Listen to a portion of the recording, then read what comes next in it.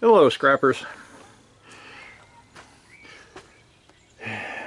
Pretty nice day today. Had a light rain most of the day, so that's why I waited until now to come out and make this video.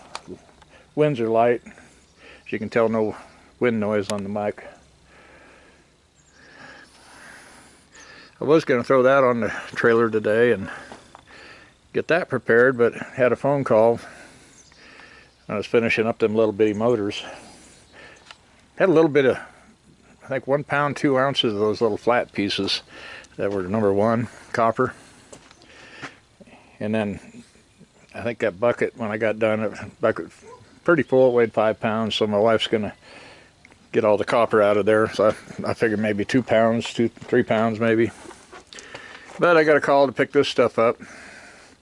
That dryer's pretty well tore up over there, but glass had busted out of the washing machine. But the money part, that got a little small engine there, so clean that up a little bit and have aluminum breakage. And then I got a turbo, so that's some aluminum there. And then I got 3 motors here, so 3 good electric motors. They should all be copper. So, and part of that dryer. So I'll get this unloaded tomorrow. My knee's doing a lot better. It's kind of sore right now, but I've been on it most of the day. Yeah, not on it all day, most of the day, but I've been busy. But you know, sitting on the bar stool, stuff like that. I got down to 5 of these left. I still got all the ends there to clean up too. I think I got 28 pounds of copper in the bucket so far. So I've been working on that, getting there. I'll try to finish this up in the morning. It's going to be windier out of the north tomorrow, so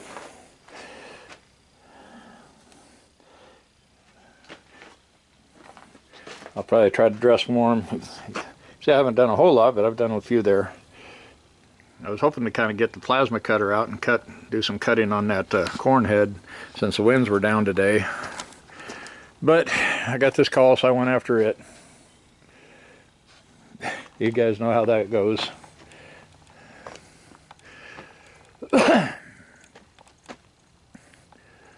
So I want to try to, may tear that dryer down and put on that load before it's all said and done.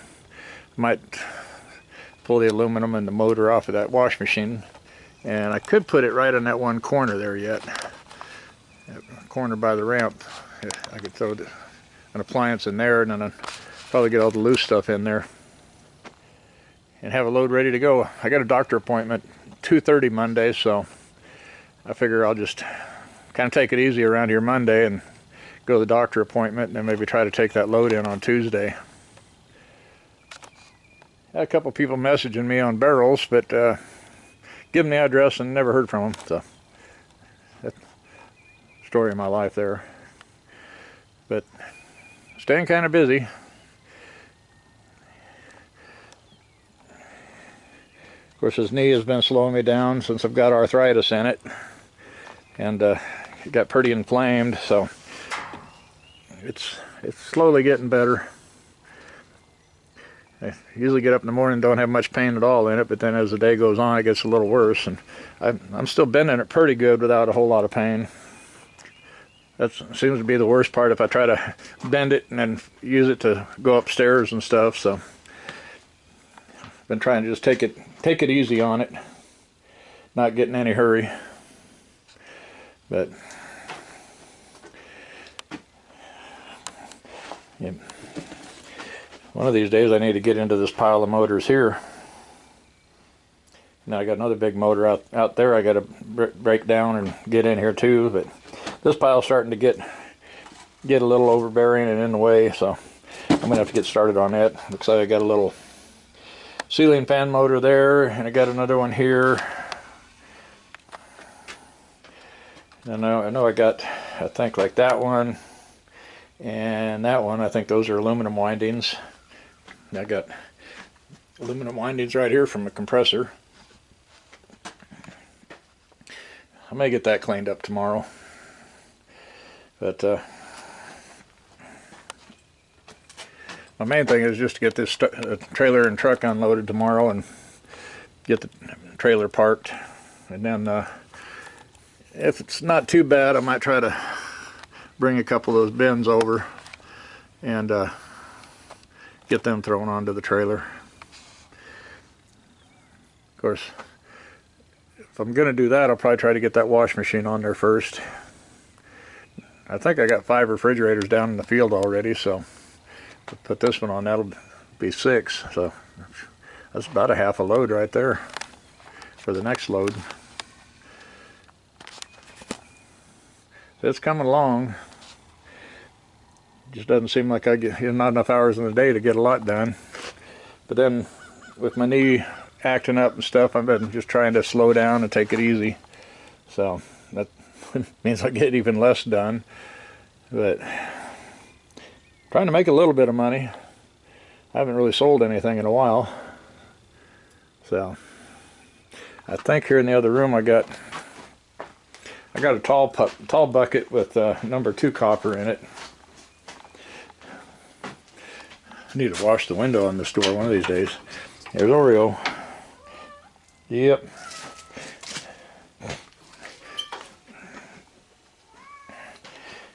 I got a little bit of number 1 there in this bucket. Got all those little flat pieces. And then I got number 2 tubing. I think that's about all I got. I think I've got a green bucket around here. I don't know if this might be it. Brass. You know, I got some bucket in the other room. It's got a bunch of brass in it. And I'm wanting to take the time to pull the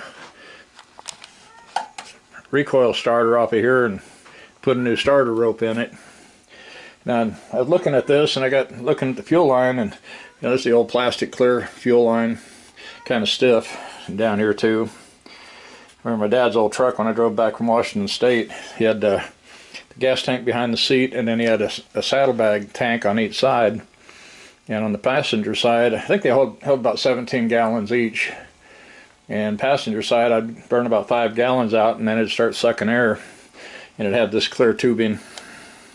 And I think right where, about center behind the cab, the highest spot, it had a little crack in it. So after about 5 gallons out of that tank, it'd start sucking air. But I noticed this, and I think, yeah, this is the pulse line that comes out of the block, creates a pulse, and that's what works the pump. When I had this running, it was running pretty bad, you know, kind of missing and whatnot, and I'm thinking this could be the reason why, right here. Where it hooks on here, you know, because this is the pulse line, or it hooks on here, it might have been sucking air or not pumping the fuel like it should have been. So I'm gonna redo the starter rope, and then I'm gonna replace this line. I've got 10 feet of, I think I got about 10 feet of 1/4 inch hose, so I'll put a new piece of hose on there, and then I'll take it out to the test tank and see what happens. With a little luck, it'll run good. And then I can put it on the 14-foot V-bottom boat, and that should push it along pretty good. That's an old 1956, I think it is, Johnson. I think this brown is probably the original color. Somebody painted the outside maybe to match their boat or something. And you know, there's the crawling for it. It's one of those that has a little 10 horsepower deal on it. So I don't know how things go. I may try to restore that to its original colors, and then if I do that, then I'll try to get the original, or get some decals for it and Try to make it look original. The nice thing about the 10 horsepower here in Oklahoma, you don't have to tag it. So some people say, oh, it's 10 horsepower, you have to tag it. But by reading the law online that I've read, it says motors in excess of 10 horsepower have to be titled. So that means greater than in excess. So I'm thinking a 10 horsepower should be fine. Shouldn't have to do a 10 horsepower, just it says in excess. So I guess worst comes to worst, I could take the 10 off of there and get a 9.9 decal. Nah, not going to do that. We'll try to make it original. If game warden or somebody says anything and say, that's a 10 horsepower, you can't do that. I said, look it up. It's, look up the law. It says in excess of 10 horsepower. So 10 horsepower is good. But gotta be careful not to argue with them though. Don't want to make them mad. Just ask them to show me the law, and then as they're reading it, and say, hey, in excess of 10. Anyway, that's kind of what I've been up to out here.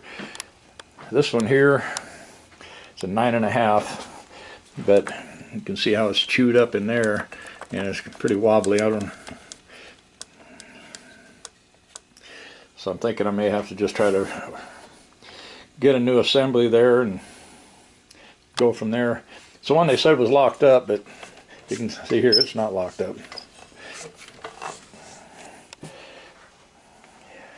When I first got it, the guy said it was locked up, but the rope was all twisted over this, and you couldn't pull the pull rope if you wanted to. But that might be a good motor too, but that's down the road. I'll get this one going first. And that's a 9.5, so I know that one's legal. And hopefully I'll have it running sometime this summer, but we'll see. But then I got the 5.5 going. It's running. Got the Nissan running good. This one here, it got submerged last year.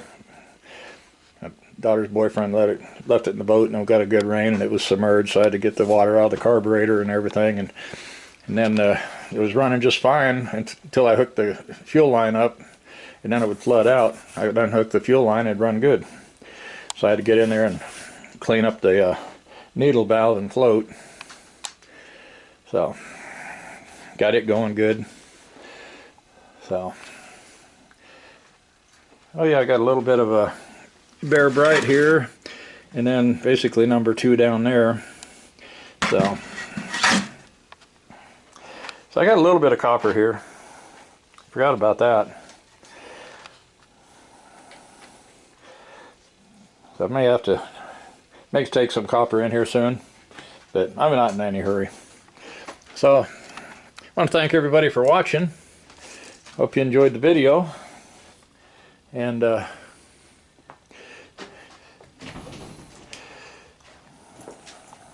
got a lot of little things I got to get caught up on.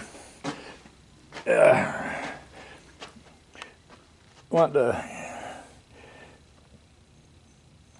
here next week when I get paid from YouTube, I want to try to get on eBay and try to find another sinker mold that has larger sinkers, maybe 2 ounce and up. Make some big, catfishing sinkers. So I'll take a look at that whenever next week.